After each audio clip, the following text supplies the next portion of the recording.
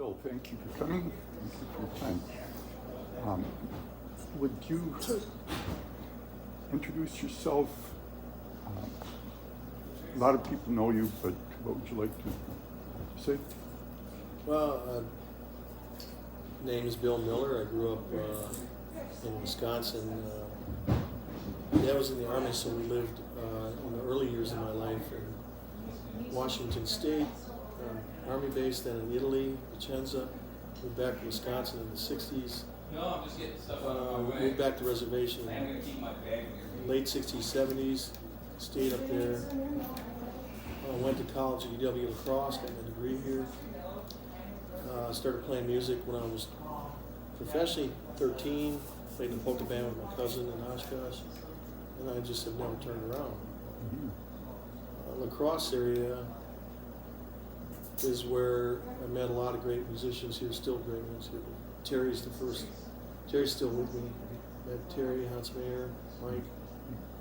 Those guys still play. Moved to Nashville in 1986. Mike recorded 3 flute projects, and we won Grammys on each one. I've been in a lot of movie soundtracks. Just chasing things got old, and I'm old myself. In my 60s. I'm 71. I don't even want to chase. I just want to play and make the live performance. The present tense is very important to me even at this stage. I had a heart failure. I buried 2 of my children the past few years. Went through a divorce before that. A lot of the tragedies you don't see when you're younger, when you're in 30s. But I don't feel lost anymore. I feel really with my guys. They know me so well. You know, we could practice, but I just didn't have time this week. But we don't have to we don't make things up. We just, I don't know how it is, we merge. And they respect me and I respect them. I'm writing songs all the time. I got a new deal with a Sony deal in Nashville. Tony Harrell is producing it. And John Carter Cash is writing songs with me. I got a deal on Universal with my management. It's publishing and the songs. So I'm just immersed with a lot of music and history and, you know, just really, just that. I don't know how to say that. And also, it come to the point where my instruments have turned into instruments of peace. Like I've always loved Terry when he plays percussion and drums too, but he's a percussive drummer, and that's the type of drummers I like better. I don't want a rock and roll drummer or a pop drummer. Yeah. His rhythm is so, at times, primal with me, and that's what I want. And Mike experiments like he's Pink Floyd on the guitar. So it's all, that's what makes it fun for me. So yeah, I'm just painting cinematic pieces and coming back, basically. In Europe, I played Europe recently. Sold out there in Switzerland. I played Edmonton when the Pope was up there. It was really strange. And also we had a big crowd up there. And so I'm just taking my time healing. I had a heart failure, all kinds of crap happened. Yeah. But the music still matters. The music is healing. Music is a good place for me to. I don't escape there. People think it's an escape. It's not, and it's not a hobby either. So some people have it as a hobby or the weekend warriors, which is cool. Great hobby to have. I have to make it. It's all I do to make a living. It's all I've ever done. Day one. It's what I work for. Yeah. I tell people like tune pianos to live, but they live to make music and do poetry.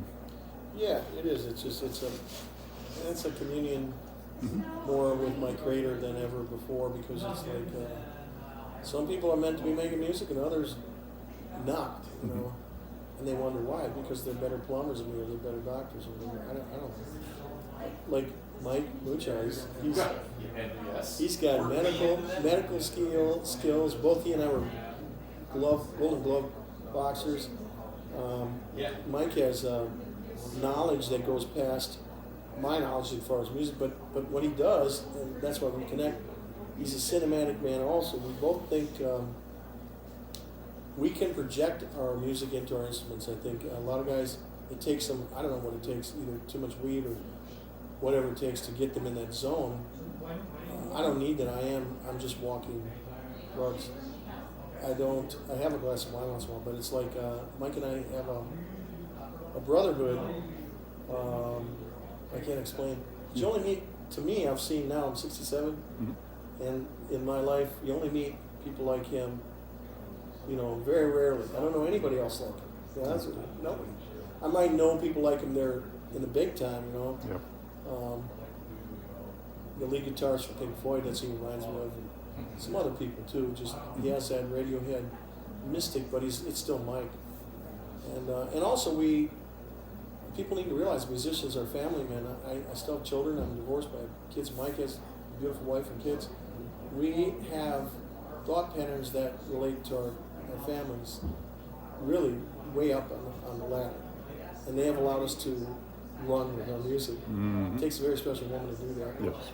And the kids to understand you. So I relate to Mike more than any musician in this whole area of Midwest. And Hans Mayer too. Hans Mayer and Terry been with me for many, many years. Just there comes a time where I don't want to limit myself. I'm not saying anything against any other musicians, but I've got to keep rolling. I've got a lot of musicians in Nashville, and Mike's on the more production side as well as the professional musician. That's what I love about him. He sees that in that spectrum, not just a conga player, or, you know what I'm saying. So yeah, it becomes a prayer for me. Tonight, I don't know how much money I'll make. I have to pay my bills with this crap. Yeah. People don't realize it's like it's full time, but I just have faith that I'll make enough to get me back home. And I just want to play these guys big time. I'm looking forward to jamming. It's all good. Yeah. I like the Johnny Appleseed song, "The Lord is good to me, so I thank the Lord for giving me the things I need, the sun and the moon, the sun and the rain and the apple seed." Well, those are some words in my song, Praises. I'm saying, the people, we thank you for, we feel good in our hearts. We have everything we need. We thank you, our Father above. You've given us so much. We thank you so much. We thank you so much. Basically that's what they're saying in the language, and I wrote that with Smoky Town singers from the Menominee Reservation back in 1993. But I think if we can say things simply, that's what we're going to do tonight. I'll do all my songs, as many as I can do this time, but I'm going to stretch it out. Because I'm at the point where I like to make it primal, sort of. I don't know how to describe that. Yeah. I don't want to be too... Yes, go inside. There you go. You go inside the blessing. Yeah, and it's like it's a floating prayer of music. It's so beautiful. People can meditate to it. They can clap if they want. They can dance. It doesn't matter. Yeah. I don't need people clapping for me anymore. I used to think that, I think you like me, but they all love me. So. Anyways, we're okay. My dad passed away 5 years ago. I called him up and he said, "Dad, I just wrote a song called Unite My Heart." He said, "I was just reading that verse." Briefly, what's the best way for people to access your songs, including praises? I don't know. YouTube, they're all over YouTube. iTunes, Spotify. There's another couple of Bill Millers, but they're pretty weird guys, but they try to jump on my music. But you can get it anywhere. I urge them. I'm going to be on a PBS special called Underground Bluegrass. It's at the Cavern in Tennessee in March, and it'll be aired sometime within this year. But I'm doing a lot of PBS specials that should be on television within this year. Yeah. I'm just keep playing live and see what happens when you play. It's like I paint too. I'm an artist, a visual artist. Did you do the paintings that are background to Almost all, Winston? all the paintings. Yeah. And those are available where? Not available anywhere. Okay. I have never marketed myself. My management wants me to do it. We're working on a book too, but but what I'm doing tonight is a musical painting. Just going to lay down. I'm going to tell some stories. I just like to set a mood, like a moving picture, like a cinematic soundtrack.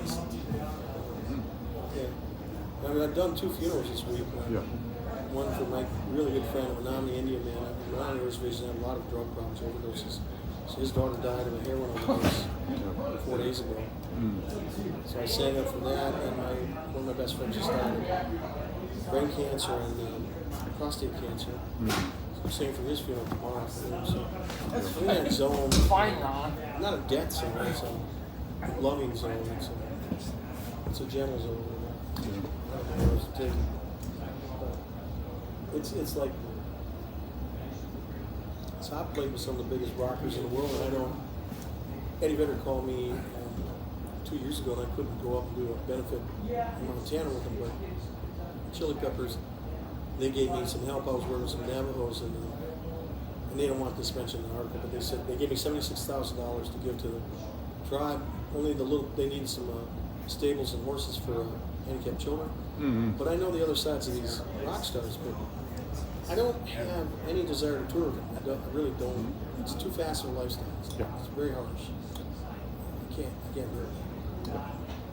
Did you know John Bernadette? Yeah. Oh, yeah, I remember John. Yeah. We were very close. He asked me to write his memoirs. And but he just was out in California, and he said, I'm done. He went home. Yeah. I know. I relate to that. Yeah. There comes a point you just got to say, you got to draw a line on something. Yeah. All I can do is just be myself, be in the spirit tonight. Yes. Your influences. They're all over the place. They come up. If I were to say the most influential contemporary band that I really like, they're from England, Radiohead. But I've toured with Richie Havens and Arlo Guthrie. I always liked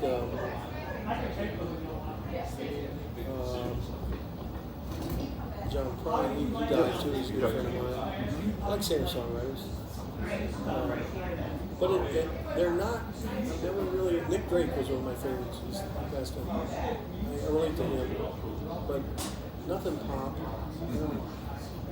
There's some great pop singers out there I just don't relate to. Yeah. I don't know what to say. I don't have a lot of influences. My early influences were rock and roll because I was playing electric guitar, then Jimi Hendrix and Jeff Beck. I love Jeff Beck. I mean, he just died. I love Beck because he didn't give a hoot about everybody else's guitar playing. He did more melodic singing. He never sang. He'd sing with his guitar, doing this weird jazz rock, you know.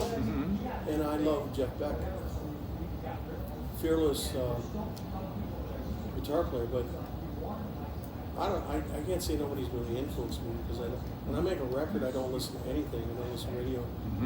I go out, I listen to people talking. I go to truck stops. I go in coffee shops, listen to conversations, and take notes. I sit outside. I watch TV. I turn the sound off, and I write music to black and white movies or love stories. Images make me write. Imagery. I want to see beautiful photos of beautiful movies or actual nature, humanity. I don't know what to say influences me. My spirit's influenced by anybody with passion. Carlos Santana, I love those. But not really. Not really influenced. You're sitting outside. I remember when you sat outside Michael Martin Murphy's hotel room. Oh yeah, that was ages ago. Yeah. And he took me on tour, and we're still best of friends. Yeah. 3 words, your thoughts. Creation, justice, golden age. I know there are creation stories in the Hebrew tradition. Yeah. I love creation stories. I'm in the middle of one. I'm in the middle of it. We have seasons in our life. I'm in the fall, the late fall. I don't want to go in the winter yet, but I will be there. Let's say in a few years I'll be feeling winter when I hit 70s, but even then I don't want to feel it, but I know I will be, but it'll be long. Every season has its genesis, it has its beginning, and I don't know about I know about the golden hour with the light, with the sun going down, and that's a special time, and it's like I just have learned that to keep myself emotionally healthy, you've got to get away your anger before the sun goes down. You got to either ask for forgiveness or say, I'm sorry I said that, or man, I shouldn't have whipped that guy in the parking lot. Right. Whatever. Yeah. I just got to get it out. I got to cleanse myself. Go ahead. Prayer is constantly. I'm praying constantly. I'll be praying tonight while I'm singing. Yeah. I say things that can come out of me. I let the Spirit guide me. I'm like, at times now, I'm more charismatic than I've ever been. During my music, I'll play stuff that it won't be choreographed. Yeah. I don't like, my management likes it when I'm choreographed. When I worked at the big tours, you have to go, Miller, you got 45 minutes before Pearl Jam. You got this, so you got to know your songs. And Tori Amos, we did 284 days, nonstop. So you had to know your set. I got my set down. It's what it is, but I don't have a set list tonight. Nothing. I don't even know where I'm starting. I sort of know where I'm starting, but I don't know where it's going to end. We'll just take it as it goes. Sure. Justice. I'm so sorry for what white people did to Native Americans. Yeah, well, you know, I look at it this way. It is white, but it's not white. It's humanity does it to each other. We're all human beings. And whether it's in Africa, where it's even worse than what's happened over here, the way the whites treat the slaves. Africa itself is killing their own self. You know what I mean? There's still a war. Russia is against their own people. You know, and so it's humanity that has that dark edge. I don't come to know that, you know, I don't want to classify it as white. I want to classify it as colonial or the Wall Street precursors that were going to take over the lands and make it into money and make money on the railroads and then gear shifts and guns and everything else. That's a different culture than the one I grew up in. Even though the names are modern, there's still a strong part to recover the old ways, and that's what I'm leaning into. I prefer a simpler life. I don't mind Corvettes or this. Guitars, a lot of things I've earned, a lot of things I've lost in life too. But I've stopped blaming a certain race. They've done enough, but I'd say it's more an attitude than a race. It's colonial, and for some reason the European, they had that in them. The Spaniards did too. But there's a lot of people, they don't talk about history books, that are still here, and they're the relatives that come to see me. They're not hateful, they're not racist, they're just good people. Whether it be Swedish or German, they're here, and I meet them. So it doesn't matter to me anymore. Really, there's a point when you're our age where you go, I don't want to go to bed thinking about that shit. I'm going to put my art out there and pay my rent, do my things with my art. That's what I'm doing tonight, so I feel good about that. I don't have to report to some dumbass corporation at all. They're coming to me, and they will be once this year starts. My management's getting me hooked up with a book deal and stuff like that, so they'll be want to be part of my life, which when it's managed correctly, I don't mind it. I can't do it. I can have a manager do that kind of stuff. I can't do it. There's organization NAIITS, heard of them? It's Native American, and they're having a conference coming up, I think in May, on ethnomusicology. And if I can get your contact information, send your information on. Yeah, I'll give it to Terry. Good. Sobrani, and he can get that. Sure. All right, Okay. brother. Thank you. Yeah. God bless you. So, hey, Terry.